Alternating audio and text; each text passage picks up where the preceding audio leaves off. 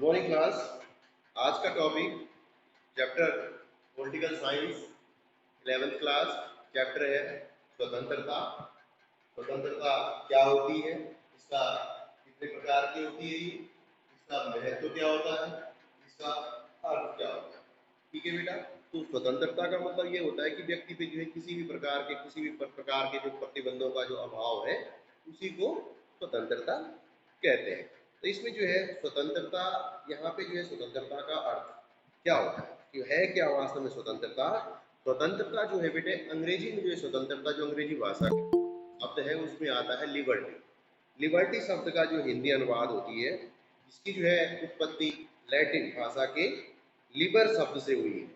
Libre शब्द का मतलब लैटिन भाषा में होता है कि किसी प्रकार के बंधनों का न हो। तो स्वतंत्रता का जो शाब्दिक अर्थ है वो है बंधनों से मुक्ति। यानी कि स्वतंत्रता, जो लिबर्टी शब्द है वो लैटिन भाषा के लिबर शब्द से बना है, और लिबर शब्द का जो अर्थ होता है कि किसी भी प्रकार के बंधनों का नहीं होना।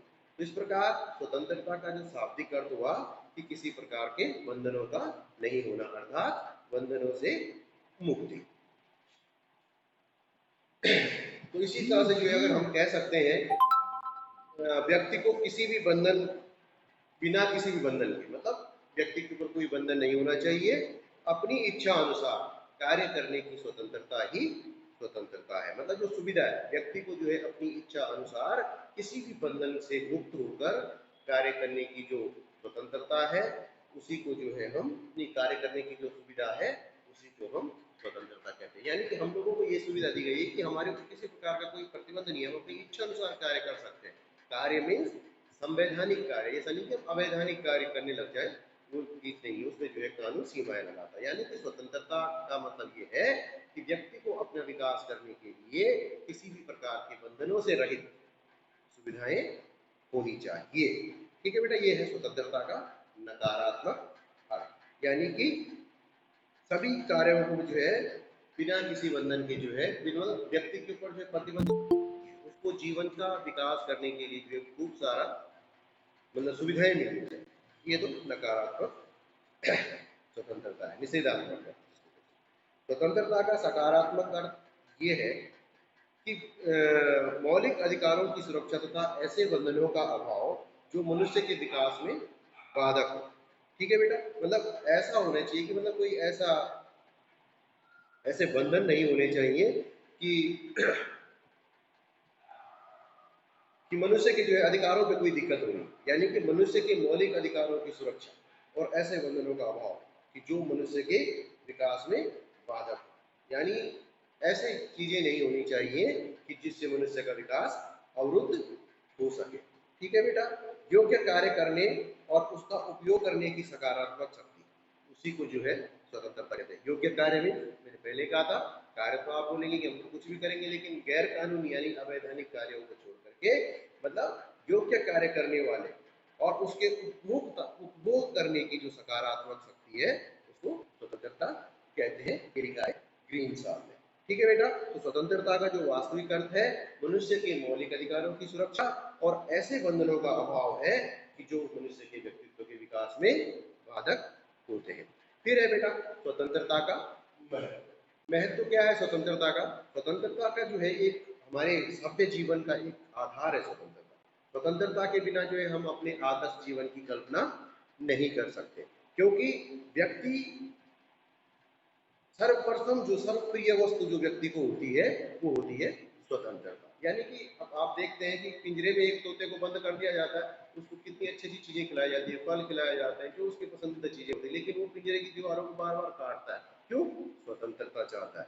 इसलिए जो है प्रत्येक जो प्राणी है वो हमारे जीवन में जो है स्वतंत्रता चाहता है। इसलिए जो है स्वतंत्रता मनुष्य की सबसे ज्यादा प्रिय वस्तु है।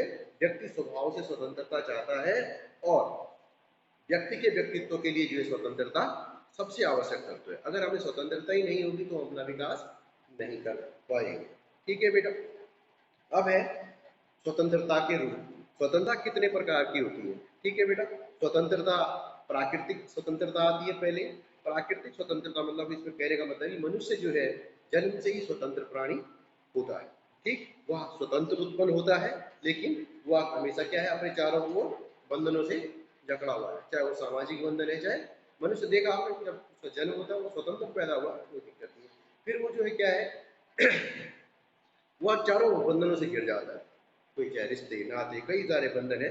तो प्राकृतिक स्वतंत्रता का अर्थ जो है मनुष्य को अपनी इच्छा अनुसार कार्य करने की स्वतंत्रता है, ये प्राकृतिक। क्योंकि किसी प्रकार के जब बच्चा पैदा हुआ किसी प्रकार के प्रतिबंध नहीं थे, प्रतिबंध किसने करे हैं, हमारे समाज की जो मान्यताएं परंपराएं। तो ये कह रहे हैं कि प्राकृतिक स्वतंत्रता का मतलब ये है कि मनुष्य को अपनी इच्छा के अनुसार कार्य करने में स्वतंत्रता होनी चाहिए, जो उसे प्राकृतिक प्राकृत अवस्था, यानी कि जब अर्ली मैन था, जो शुरुआती दौर था जब मानव सभ्यता का, तो उस समय जो है स्वतंत्र घूमता था, जंगलों में रहता था।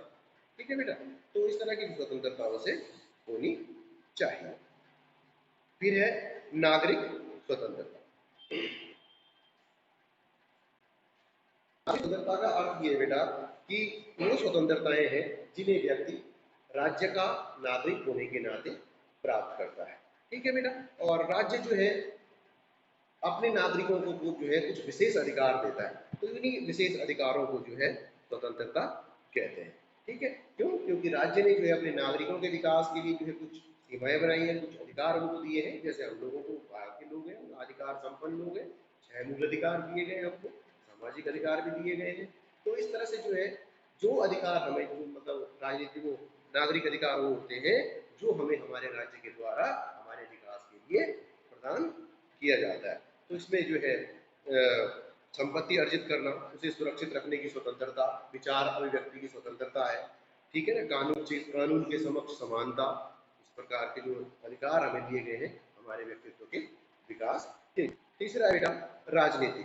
ठीक, प्रत्येक व्यक्ति को जो है ये स्वतंत्रता है हमारे देश में कि वो जो है किसी भी क्षेत्र में, कोई भी नागरिक किसी भी जो है शासन कार्य में जो है भाग ले सकता है, चाहे वो किसी भी जाति धर्म या वर्ण से क्यों ना संबंध रखता। ठीक, उसको जो है राजनीतिक कार्यों में जो है भाग लेने का पूरा अधिकार है। फिर है आर्थिक स्वतंत्रता, सबसे मुख्य है, क्योंकि अर्थ से ही जो है मनुष्य का जो है जीवन में जो भी सुविधाएं प्राप्त करता है वो आर्थिक सुविधाओं के अंतर्गत ही आती है। इसमें जो है व्यक्ति को जो है अपने रोजगार, अपने श्रम के अनुसार जो है परिश्रम करने की आवश्यकता है, और प्रत्येक व्यक्ति को जो है इतनी स्वतंत्रता होनी चाहिए कि वो अपना जो है जीवन चला सके। यानी आर्थिक स्वतंत्रता मतलब अपने जो हमारी इच्छा से, अपनी इच्छा से रोजगार करना, उसको जो है भाई काम आप बदल सकते हैं, मुझे ये काम पसंद नहीं आ रहा तो आप दूसरा काम कर सकते हैं। ठीक है ना, मतलब कहने का मतलब है कि रोजगार प्राप्त करके जो वो काम करता है उसको जो है अपना जो उसका मेहनताना है उसको पाने का अधिकार होना चाहिए। न्यूनतम मजदूरी दर सरकार ने तय की है, उतनी उसको मिलनी चाहिए। इस तरह से जो है ये आर्थिक अधिकार भी, आर्थिक स्वतंत्रता भी दी गई है। फिर है धार्मिक स्वतंत्रता की बात आती है बेटा। धार्मिक स्वतंत्रता में ये है कि हमारे देश में प्रत्येक व्यक्ति को जो है अपने अपने धर्म का पालन करने की स्वतंत्रता है।